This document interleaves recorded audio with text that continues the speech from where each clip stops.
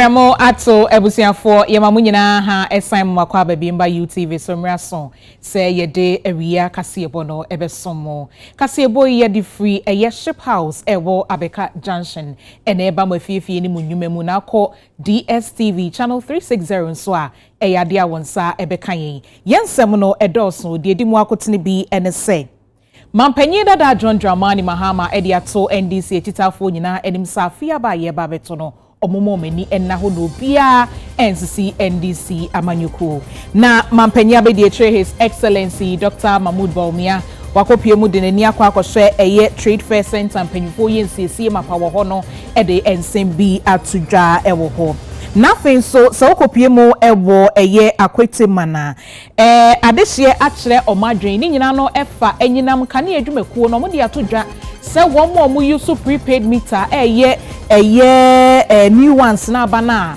wo afidie bi na wo de load ni yese ne obi anhwe no nto kane enguso be abosome ba akose de be yansiesie bi omo ye no enkofa ntawantawa bia emma Ghana for akire omadwen ede afa ho Enough so adeshia ewo dansoman shaibu ede atudwa se epwa so chire no enye nsunsu anso bone wo musu nto obesre se aban enye ne ye se de be betimi abom ho ban afri epo aso chire no ho we ni nsem bi e ka ho ne de ba besomo se premto bre kasebo ye de kasebo maseda ekwa ma this way chocolate drink yesi de obu hia ene enso hye was special ice mineral water best point savings and loans best assurance you tunch ne nit fufu nit abenkwan aya no apebi odada setenemu no manenka ho ne beboa ma bibia adeda yie abana bayi nyano enimidin afe yehye ensem no ase Mampanyi dada John Dramani Mahama edensem bi atudwa ne nsem a wodi tudwa no efa eye odiobi a eliki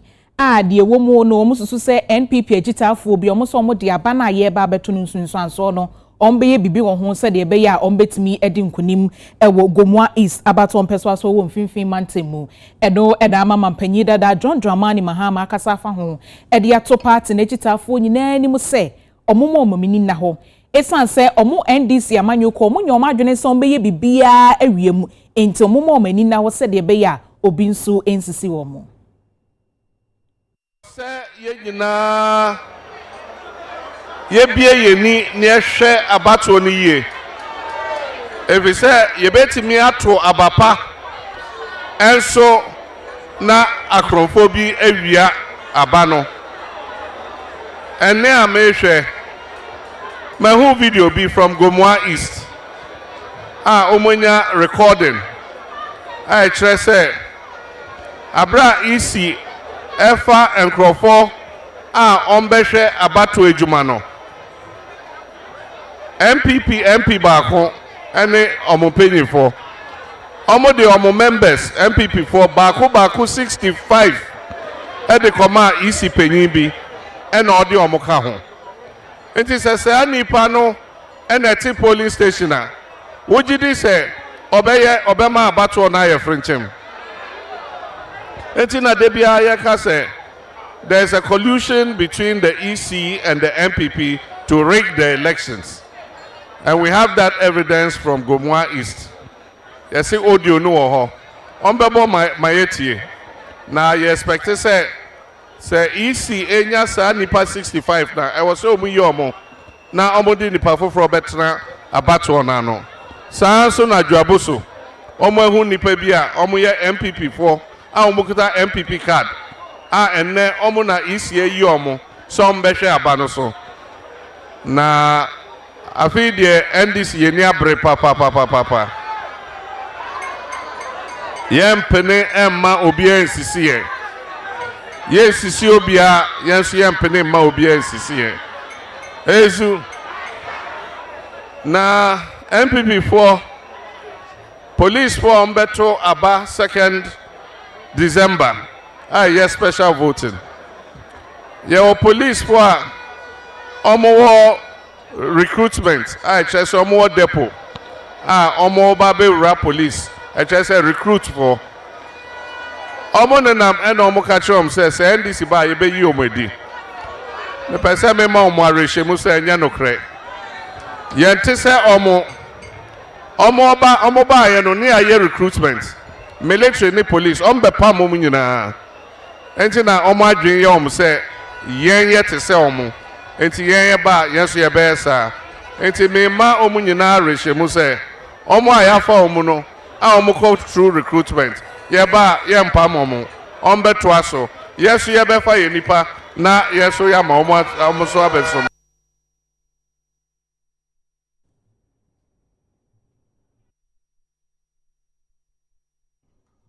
Na mampanyi abedietre His Excellency Dr. Mahmoud Bawumia wadinani akwa Ghana Trade Fair and Exhibition Center mpanyufo yensiesie mapawo honom ewo enkraimantemu hanom se no kopie ho no tremu se eba no yakwansra ho nsem ene ye creative arts na ade ba ko ede oman ni do akire pa esanso hye oman nani munyam enti MPP aban aye krado se omobeye na de beboa ama honom nsem agina ne naso no omaye ni nyina pepepe.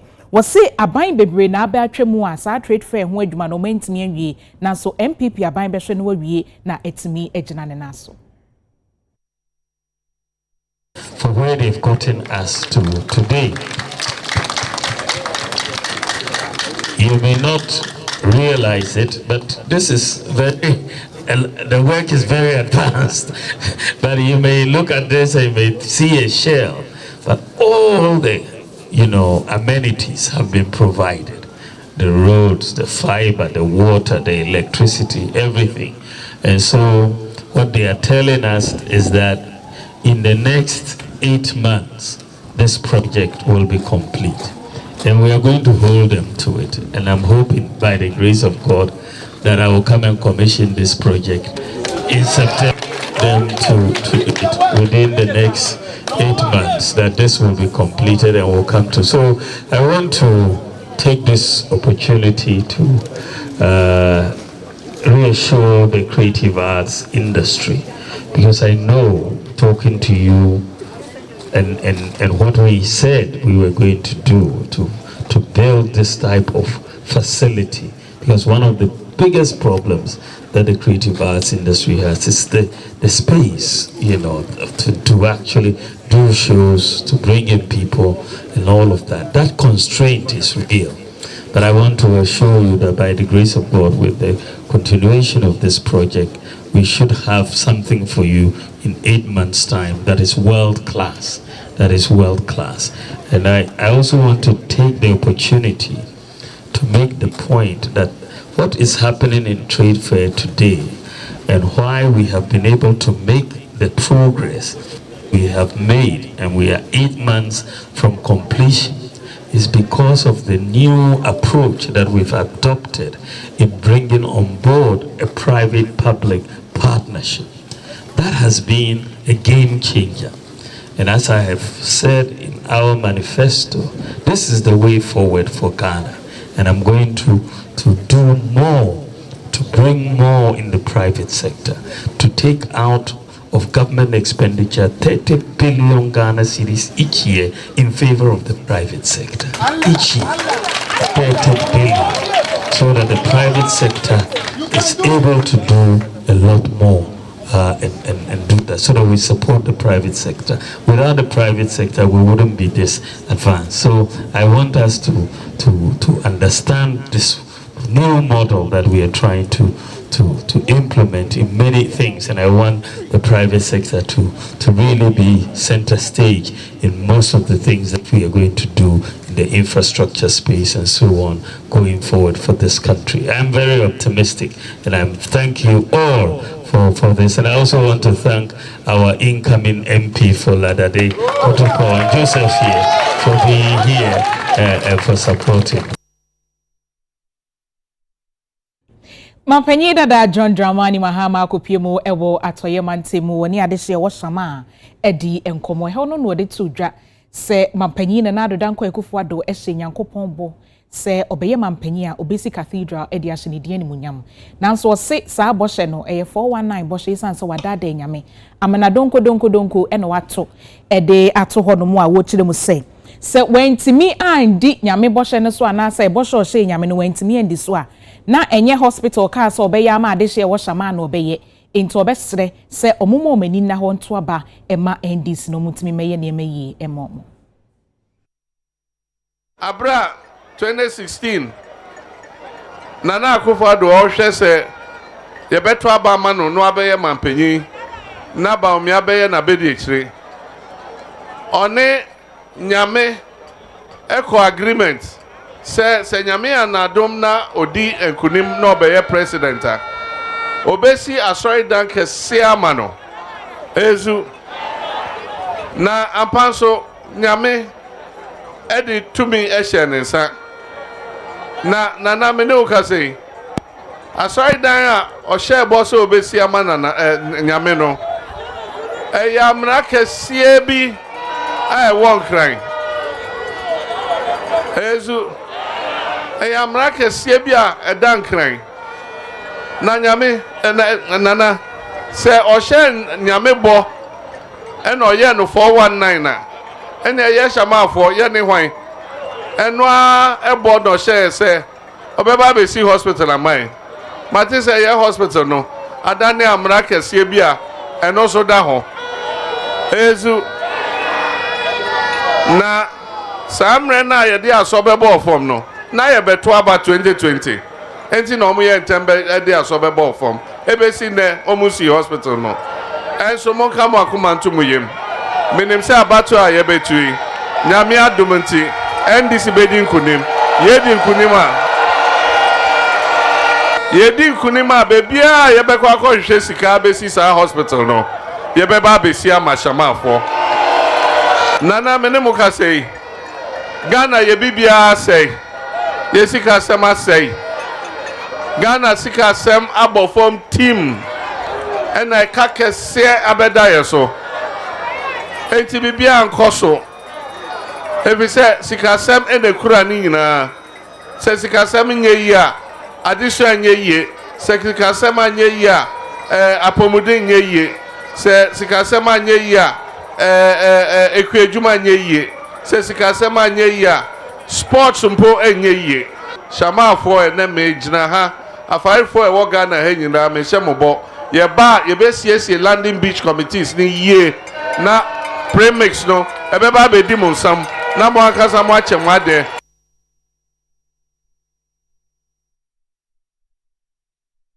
Yeko asante mantemu na enano no rally kese bi koso ewo tafo pankrono na nyasem kuma akra ne hono ena Dr. Matthew Poku Prempe a wobo mampanya be di eche Dr. Alhaji Mahmood Bawumia chidom wa afia batoyi mu wodi tu dwase eni kwan so obi aso mampanyi dada John Dramani Mahama so esan so wonya akwanya ne beye mampanyi de no woyeye intino momo omani na wonom no se NPP enko na betimi aye oman Ghana eye.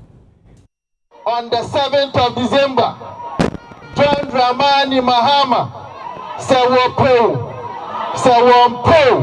Inshallah, Dr. Mahamadou Bawumia Bayo Mampani, our Mangana. Na Dr. Matthew Poku Prempe so Ababaye or Mampani Abedi in 2008, at ABC Wagana. You told your first round in the year, no. And I sent my Mudu Duanwa almost you win here, in fact, I sent my a big cracker said, you bought a fool in Tianco Tuaba. You told Bani here, MPP didn't know. And Nina watch about Kumpo, now for the other, you knew home. In 2024, Yem pese sad ye no besi bio MPP for ye ni da so nyina ni asante man a pankro no man kan wo bie adunti no ya de sede ne se on the 7th of December no asante man enche MPP donwa ya tresa from 1992 ebesi sambre Further higher soon. No police station here. It's not no one do papa say the police station about Prankrono. And the candidates so is sober. As I said the police station about Prankrono. Oh boy. And then I think Dr. Bawumia by almost see hospital baku 111. And then 5 rand be no and come. And that will see hospital 47 and 111.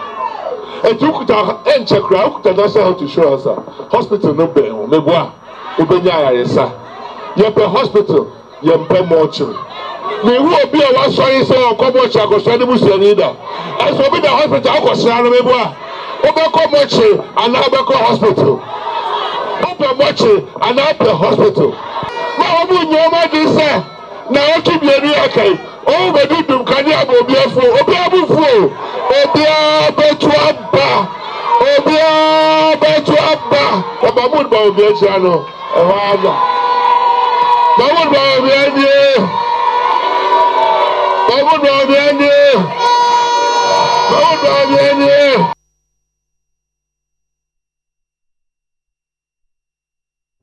Ghana Mampanyi, His Excellency Nana Dankwa Ekufuado wakwakopi mu ewo yenkrabata ewo Kumasi metre Hello FM na wode asemba ko atudwa afa free SHS ho wose eye entoaso sukumu famekwa a wode baaye no wonimnie nti wode baaye na ebaaye no nso aboa ama nkwada bebre na enya enwumesuemu akonya womu anat sebe bibi ni fie nti ana omo ntimi nko school nyina sese nyame adom omo etimi akwa oka enkwada 5.8 million ena enya free SHS mu emfaso akaka na medjuma na ba na wiye enti no minam Ghana mu na me ta Ghana for ase be hwa Ghana for to do no ani djuma ya ba be no na no so na shem crime pa sampa djuma be ba e same ba be no ampa no tumi aye mi tumi ka same ye ni nyina eno de enya no kre lenso no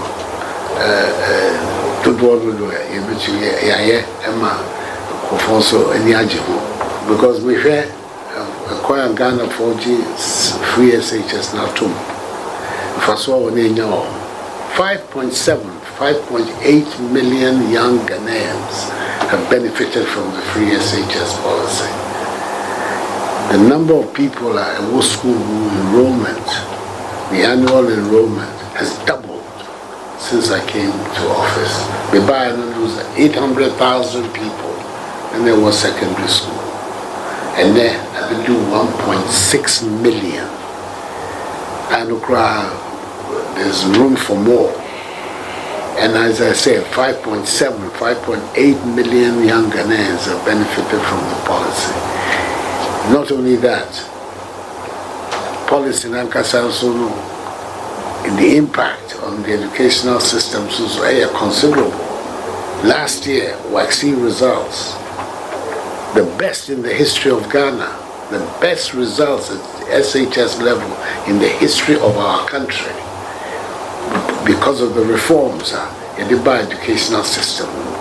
So, two major aspects of education. Now, free SHS policy has been able to address one, access, broadening access, and two, improving quality. Access are making. I'm saying that Kofu refi and San Yeba, the 5-10 years before we came into office, every single year, 100,000 minimum students could not transition from BC, JHS to SHS. Not because they didn't have the grades, not because they didn't pass well the BEC exam, but simply because our phone school fees. We had a lot of talented young men and women in Ghana. By the age of 15, 16, their education is over. Then also, you can't build a nation with that. Over 10 years, 1 million students will drop out of the educational system. You can't build a nation like that. On top of it, if you've been one, it'll take 20 years before we can do something like that. Not 20 years, not 2 or 3 million young Ghanaians. By that time, we couldn't wait for that. We could not wait for that. The then President Mahama said, if I have 2 billion CDs, I'll not put it into free SH, I'll put it into something else. Well, that's his choice. But I had a different choice. I felt it was important. The most important aspect of our development And I hold to that view today I hear Kase. If you don't have a workforce for the 21st century, you're not going to have 21st century development. The workforce of the 21st century, what is it?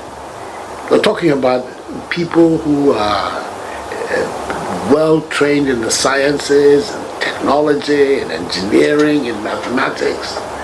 This is the workforce we want to build here in Ghana, because that is the workforce that will develop our country. So this policy is not just a political gimmick, it's a developmental initiative.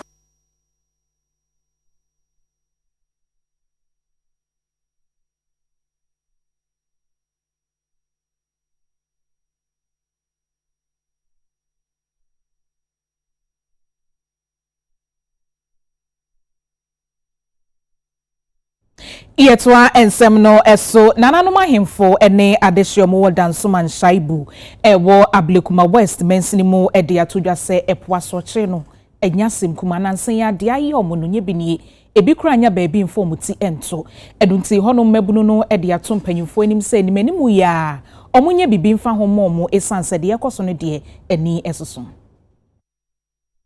Mimi pese osla so nti se afiwe ontumi ndada ye biom afiwe ye ni ebie am beto vote wo hia biom afiwe nana akufuado afiwe obehu ye dwane ye beji na efri so because ye ntumi mba mbewu nkrofo nya baby nda na ma we ni na hifa na nipanda akwan ni na se accident betumi asi nkwala we area iti afiwe omuboa do omudi baba bia ye beji nso afiwe ye nto aba ma obia biom afiwe ye yi omu efri so asla no na me pese na so nte afiwe ye be kire no ye de ane se ye ni yi a ebeboa emabunu na ye nyina ye te epona no no esanse nsuo no ha adwen ana de atosu mienu no mahama ba ha last month nimu ama obehwe nsuo no sanya ese kono ba na ya yem hihie de ma no nti okase oba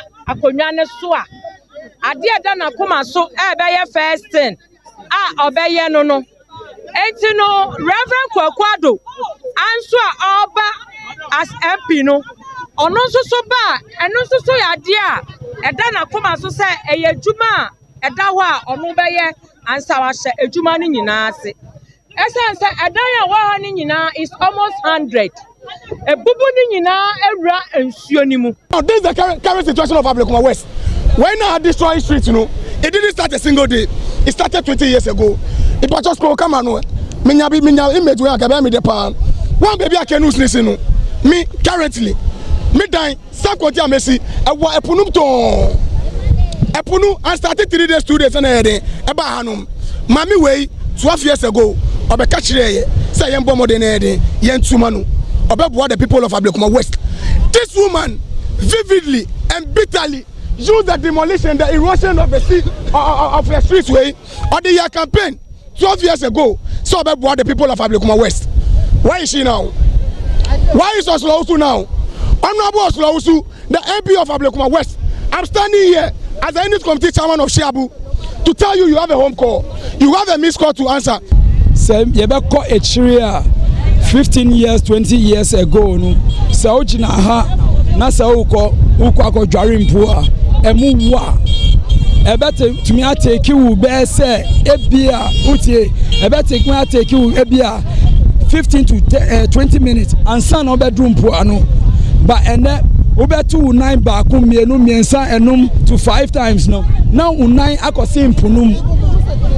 You understand? Enti ene se kafra ya to abama nipa da seni se onbeye mouthpiece ewo Ablekuma West emaye na ene otumi bie nanu ekache se Ablekuma West Beach Road Shiabu side no eni map mu a why should we vote for her 12 years near wabeye MP odi ayen 4 years wo mu na yemanu 8 years 8 years onu ankasa ni president eye no chocho mucho Nanado Danko Akufuado onu no ye mampeni.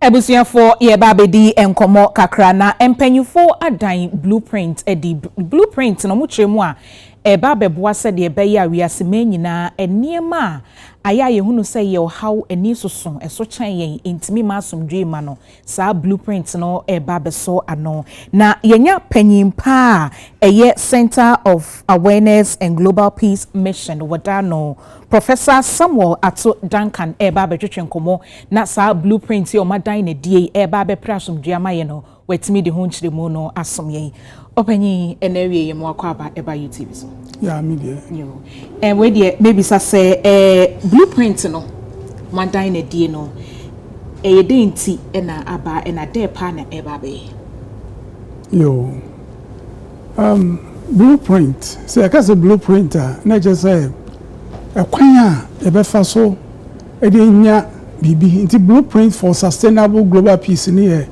ekwan e be fa so a wiase nyina be nya asomdwe na asomdwe no so e wo say sustainable just say wo say asomdwe a e wo say eche tena ho che and only sustainable peace. Okay. Enti no say dey pa na mudi egu akwan mu e ba beboa amasa asomdwe na timi aba. Oh, nia edikan ni the lunch na ye no on the Monday last week. Okay. 18th. And only a day edikan say ye dey two wiasefo nyina num say edubre wo say yesesa ya adwen wo peace ho. O say edu baby ya ka peace ya na feel say absence of war and ye asomdwe okuni ho na ye asomdwe. Okay. But say okun enkoba na ejina suban a yankasa ya denedi enu na de ntukwa ne conflict ni niema ba na se ye yi se sunu so a emboa ma niema pi entumi emboa se yakasa asomdwe anye tese ne amekan no enye absence of war nko a sebi obi nye aduane ndi oyohieni na obedi kra edi entumi hwe no mesku a oni asomdwe obi yare na se yare no yare no onya hu adura oni asomdwe. Okay. Obi so no ndruboni na se man o hobby a onya asomdwe. Enti se ya de ni magunu kwam yi e be se wiase asomdwe no e ba address poverty. Okay. E ba address drug abuses. E ba address yare a eni hu aduro. So wo hwe 2023 World Bank report on the by actually say last year 2023 no a kind boy wiase war conflict basa ba wiase nkwae $19.1 trillion. Wow. $19.1 trillion every year. And year bia no a kind boy afibia no $19.1 trillion. Your sustainable development goals UN asserted to $5.4 trillion every year to achieve. Wow. And this is what here if you share a car if you say ewo conflict in basa that is just yes when one aspect of it. Okay. Now you share the damages a cause many pounds were ube say and dying nipa be because of first conflict. Now say you the value of man say you nipa no so faso a me gidi say nipa na ehwe peace man no ti bibia be ya tie nipa bia na behwe ne ye eno na betumi ama asomdwe aba policies are among the whole world no you implementing no be say the focus will be on human beings because nipa na ya ma omo nti time ya na be dwi nipa ho say dwi nipa ho a hihye bia de beto no kwam no e be bo ma nipa nya asomdwe na bra bom eno na be fra no sustainable global peace. Okay.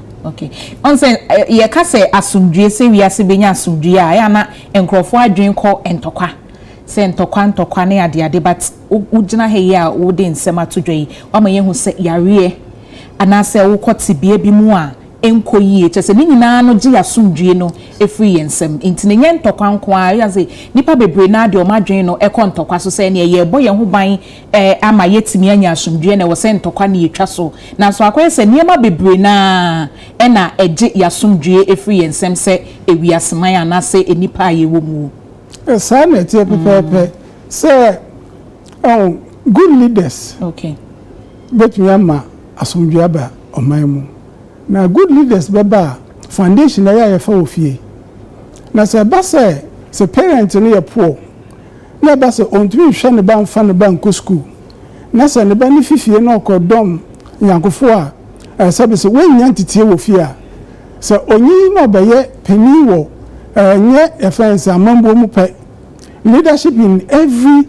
level biara wobɛhu sɛ ɔni ti mama nipa because wɔnya ntetie ɛkyerɛ ne sɛ wɔsɛ ɔde ɔdɔ ne nokorɛ because ɔdɔ ne nokorɛ na ɛde asomdwe ba ɛba sɛ saa nneɛma mmienu fi hɔ a there's no way we can yɛbɛtumi nya asomdwe a ɛho te sɛ wodɔ ɔdanfo te sɛ wawo ho a ne ho nea nti a wobɛtumi ayɛ no bɔne na ɛtia no ne ho nea nti a wobɛyɛ nhyehyɛeɛ a ɛntumi mboa nnipa ma nnipa ntu mpon wɔ n'abrabɔ mu ɛno ne kwan a wɔsɛ yɛfa so a yɛhwɛ hwɛ ntokwa bebree sisi wokɔ Russia sisi ntokwa wɔ hɔ Russia and Ukraine wokɔ Israel Middle East ntokwa wɔ hɔ deɛ bɛ ne ɛde ba ɛyɛ fɛnsɛn ɔdɔ ne kuro yi a ɛwɔ sɛ yɛn nyinaa yɛnya no hwɛ lives a yɛsɛ no sɛ ɛba sɛ yɛtumi hu sɛ mekɔto missile akɔgu saa kuro yi so na kɔkunkum nipa a wobɛhu sɛ nipa ne adeɛ a nyame bɔɔ yɛ som ɔbɔkyin biribiara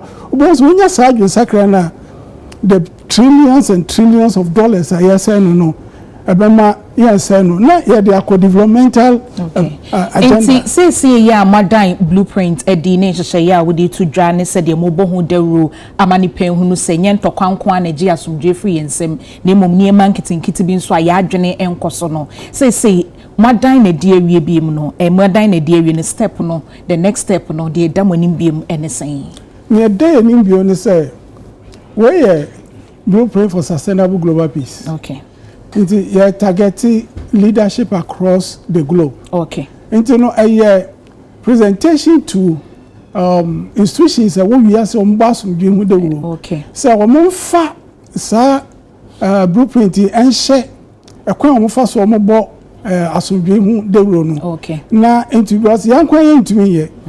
Yeah, the new model ba betumi aboa another angle betumi aboa manipa nya asomdwe a asomdwe na besipi nesita na ebe chenso nti yefi ha jishane se ebe call other countries ebe find representation to UN. Okay. Yes, General Assembly ni achiro mu nti a wo se omo adopt odo ne no kure ebetimi ama asodwe na the purpose a nyame bo wi ase no se sade ne yifi mu a na ma sebe ye de sika pass ye ni so nti no se ebeku yenu akura yanwe ho eno ne boni nyina no na hyase but yenim say nipa ni the most precious nyame aba bibia ye bia na ye bebo nipa betumpun na ni nyina no will come from leadership na for school students obia mbofo AC suba no they are the future leaders. Okay. The blueprint so better sustainable I will say targeted the youth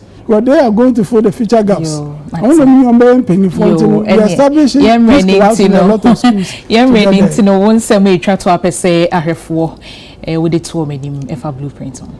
Yo, me apese me de to ahwefo anim ne say blueprint no ya launch no this time just because aka na Ghana akọ elections.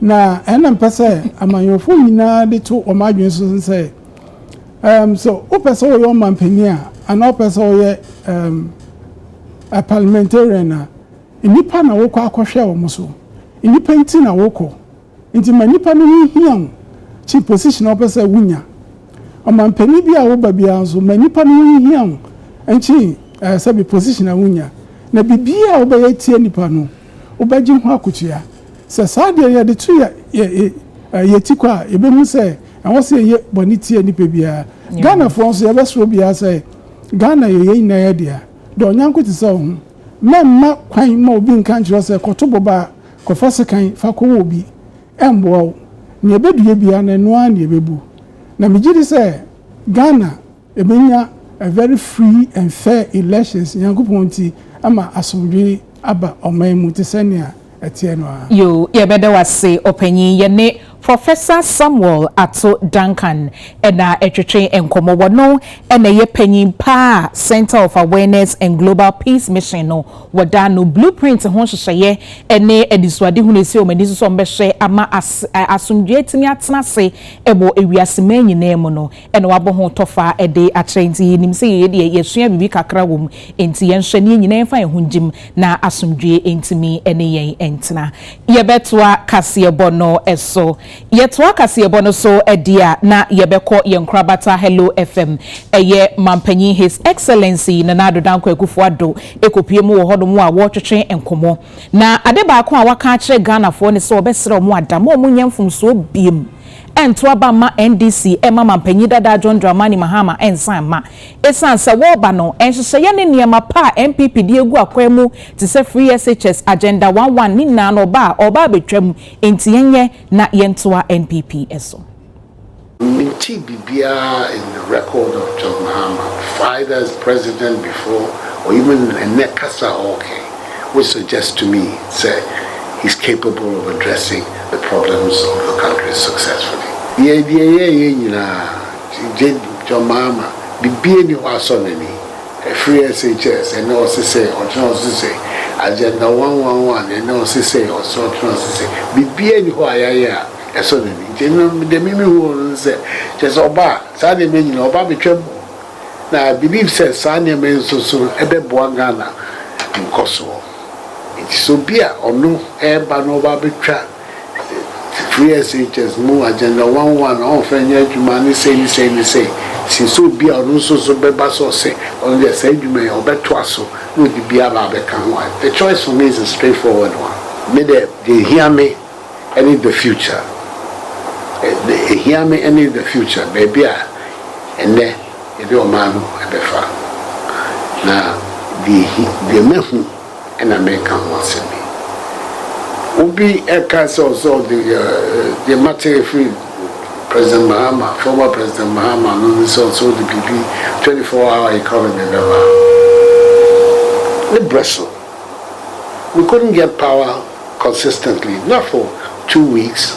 We couldn't get power consistently for 4 years. 12 hours crowd, which means your power systematically on a daily basis. How can somebody who could not guarantee supply of electricity for 12 hours talk about a 24-hour economy?